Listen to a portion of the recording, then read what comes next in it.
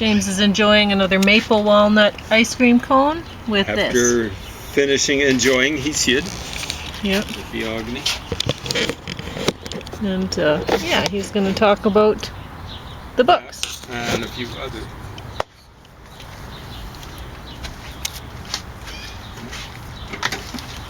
I'm going to perch here. Hopefully your back doesn't suffer too much from them. Lately, birds, I think it's been birds, have been eating my strawberry plants here. Yeah. Before it developed strawberries, I think they prefer the strawberries. Yeah, they're eating the leaves. So the Hesiod book I finished more than 2 months ago, 23rd of April, and that's no April Fools.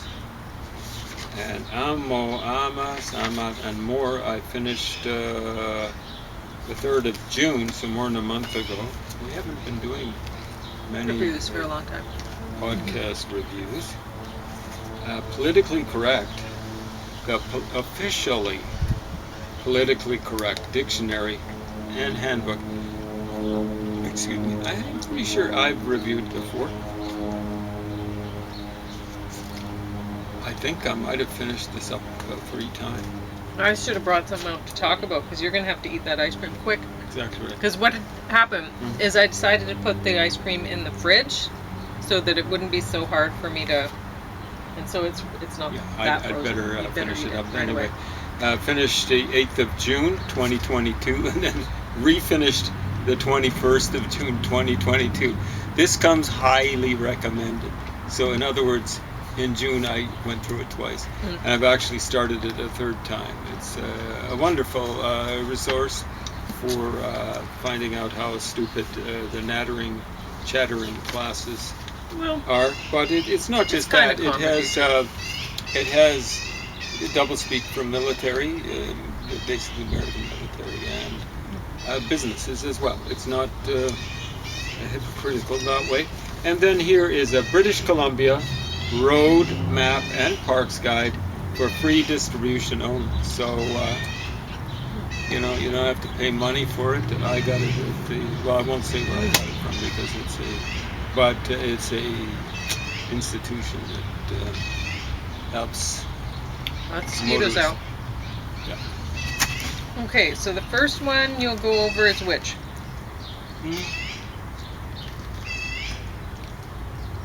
Maybe Hesiod or something. Okay. So you can talk about it while you're looking. Phone. So you're going to lose it fast. It's pretty hot out here. Anyway. Classic. They made me figure that that's the first composition in Greek outside of Mycenaean Greek that really survived. Has to do with kind of the birth of the gods. Gives a genealogy. The other thing.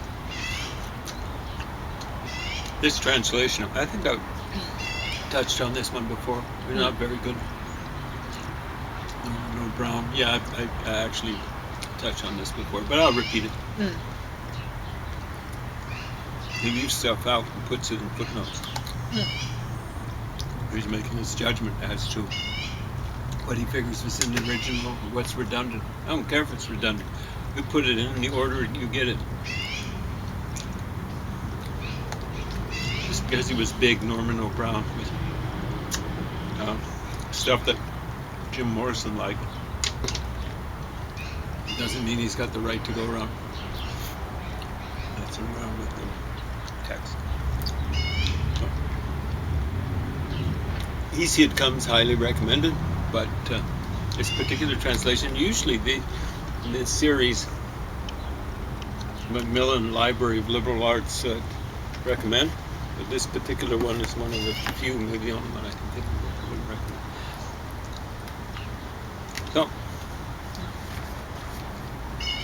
So, British Columbia Road Map and Parks Guide, large map of British Columbia.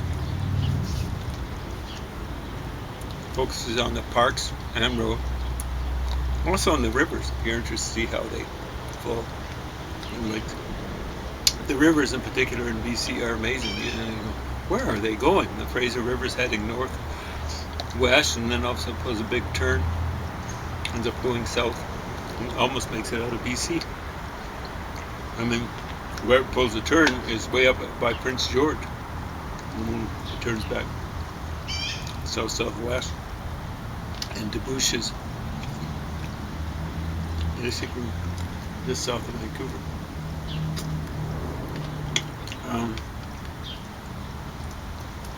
The Kootenay River starts almost the exact same place, or not the exact same place, but it flows where you could walk from where it is to Columbia Lake, one of the sources of the Columbia River. And the Kootenay River from there heads way, dips down in the United States, and then comes back into Canada, and then joins up with the Columbia. It doesn't like joining up with the Columbia around the Columbia Lake. Has to take a big detour. Columbia River itself, just north of Canal Flats, kind of starts off. I don't know if it officially starts off in Columbia Lake. It goes north, over the northwest. Then it pulls a big turn, comes down south, and it debouches. It goes kind of like to the middle of Washington.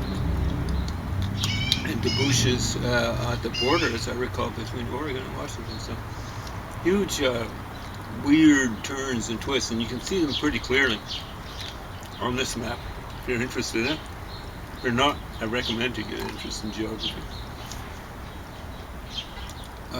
So there's not a lot of places marked on here. There's not a lot of. It's mainly focusing on the parks and stuff like that. Very good. You know, and then it gives details on the parks, you know, like what they've got. You've got RV camper. Please don't take it out into nature. You know. If you want the comforts of the city, stay in the city. Don't mess up nature. Big RV things, man. Anyway, it's got details on that sort of stuff. What sort of tenting they've got, so on and so forth, at the various parks. Mm-hmm. And it's got detailed maps for a few select parks. So, or does it? No, this one doesn't. I'm mixing it up with that particular thing. They've got a series, I don't know if it's put out by the same folks,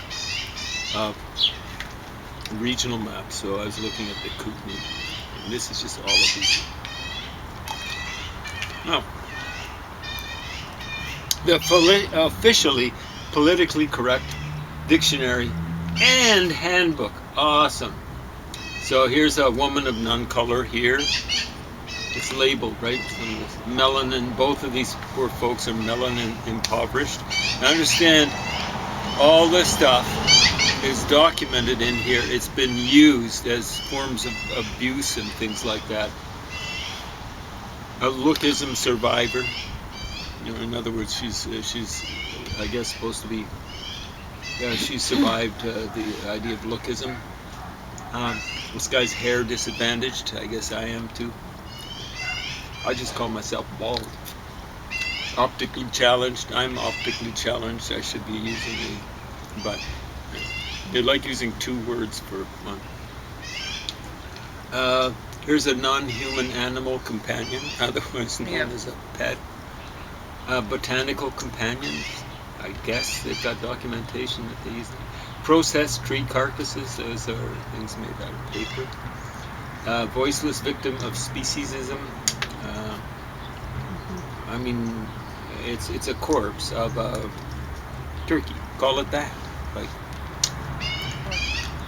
I'm sympathetic with people who don't like people or don't like killing animals. Basically, don't like people. At least profit from killing animals. So, all the craziness, they've documented it here. I think they got a footnote for every one of these stupid things. Well, some of them aren't that stupid. Misogyny, that's an old-fashioned word for hatred of or hostility toward women.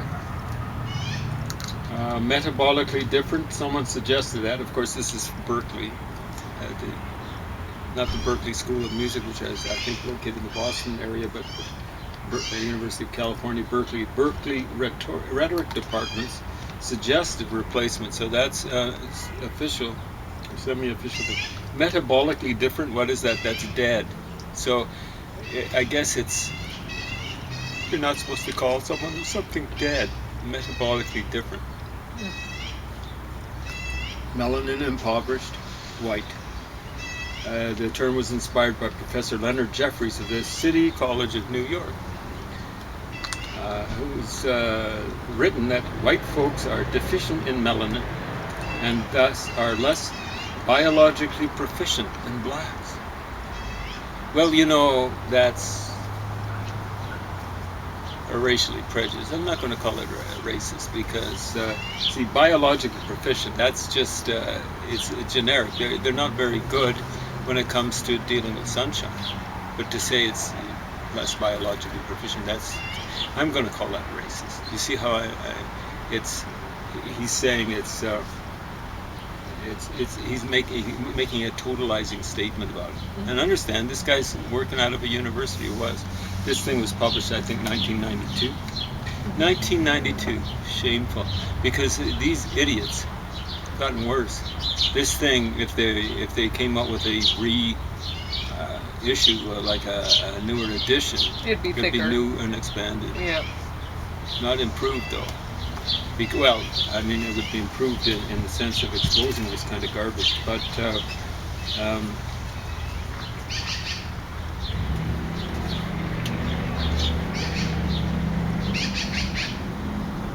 so pre-literate, an arguably non-judgmental term for describing a culture that has not developed written language. There's no guarantee that any culture is going to develop language. Pre-literate suggests that you're going to be literate. Yeah. So it assumes that literacy is right around the corner, they pointed out. Okay. But as Almoja Three Rivers points out in Cultural Etiquette, a guide for the well-intentioned, so you're supposed to be following the assumption that cultures based on the oral rather than the written tradition are backward is a modern Eurocentric prejudice.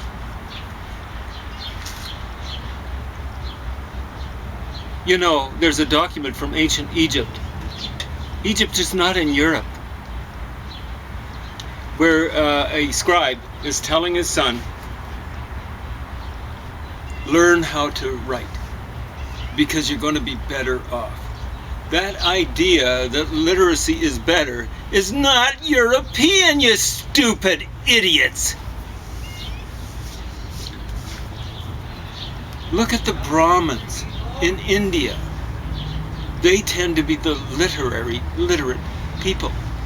Do you think they think that they're somehow equal with everyone else? Do a little bit of reading. You'll be better. Eurocentric? What are you talking about? So, ammo, amas, amat, and more. Mm-hmm. A little Latin. You're probably the only one who's bothered to read this book. Was that left over from the library? No. Why? Well, it's just, who would want to read about how to use Latin to your own advantage and to the astonishment of others? Well, it's not astonishment. It's to the annoyance of others. Okay. It's really how it is. So, okay. You can say, I gotta move this out of the sun. What was that? I gotta move this out of the sun. It's getting too hot. There we go. Which is behold the man. Like that was said about Jesus, I guess in the Vulgata, when he was on the cross. Mm-hmm. E libris or ex libris, which means out of the library. So if you see that, I'm going to sit up here. I know I won't be on the camera. James Bell, not that I do that, but if I ever did that, you would know that came from my library. I should put this right here. Ex libris, James Bell. Or Jacobus. So many mosquitoes. Some of these things might help, especially if you're looking at argumentum ad hominem. Like that would help that's kind of like the technical term for argument to the man. It's a bad thing. It's a fallacy. So some of these things would help. It would help it better. You're losing my ice cream. Yeah. That's okay. With nattering and chattering classes out there who use the argumentum ad hominem so often in arguments. So there's lots of different argumentums in here, but not enough. But that's how these things can help. So you see alumnus, alumni, alumna, you can kind of understand what's happening with these things. So alia iacta est, the die is cast, or the die is thrown, theoretically said by Julius Caesar when he crossed the Rubicon into Italy from Cisalpine Gaul. So ad valorem, tax, so on and so forth. So what I'm using this for, and how far have I got? Well, I went through it once. Oh, of course. I tend not to review it. Otherwise, it's very, very rare. And I will tell you when I've done a review and a partial reading.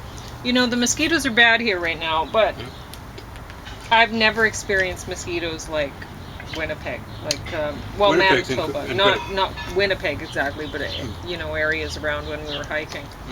Wow. I mean, when they get in, especially when I was visiting areas where there were pitcher plants and stuff like that, they'd be it was hard to see because there were so many mosquitoes between my eyes and my glasses. It was so unbelievable. Yeah, Winnipeg's incredible. Yeah. The sensible people there have screens on their verandas. Yeah. Yeah. Mosquito jacket is definitely the way to go when hiking. And you want to in Manitoba. Be on your porch if you don't have air conditioning. Yeah. Yeah. It's hot and humid. Yeah, exactly. Anyway, this comes highly recommended. I'm using it to kind of pump up my that grammar and vocab. I put the ice cream back in the freezer. Yeah, it's a little bit soppy. Yeah. All right.